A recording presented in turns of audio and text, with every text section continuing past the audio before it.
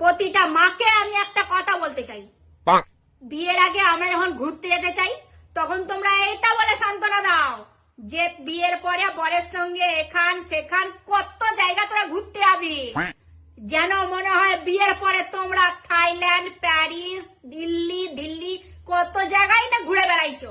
বড় যত সবজি বাজার আর মার্কেট ছাড়া কোথাও কোনোদিনও যেতে দেখি না। তাহলে তোমরা আমাদেরকে এইটা বলে কেন সান্ত্বনা দাও যে বিয়ের পরে তোরা অনেক জায়গায় ঘুরতে যাবি, যেখানে তোমরাও খুব ভালো করেই জানো যে বিয়ের পরে আমরাও ওই সবজি বাজার আর মার্কেট ছাড়া কোথাও যেতে পারবো না। তাই আমি মা গুলোকে বলতে চাই, তোমরা বিয়ের আগে আমাদেরকে এরকম করে স্বপ্নটা দেখিও না, যেটা সত্যি কথা সেইটাই বলো। কারণ বিয়ের আগে তোমরা বলবে বরের সঙ্গে ঘুরতে যাবি, বিয়ের পরে বর বলবে আমার কাছে পয়সা নাই, আমার কাছে সময় নাই।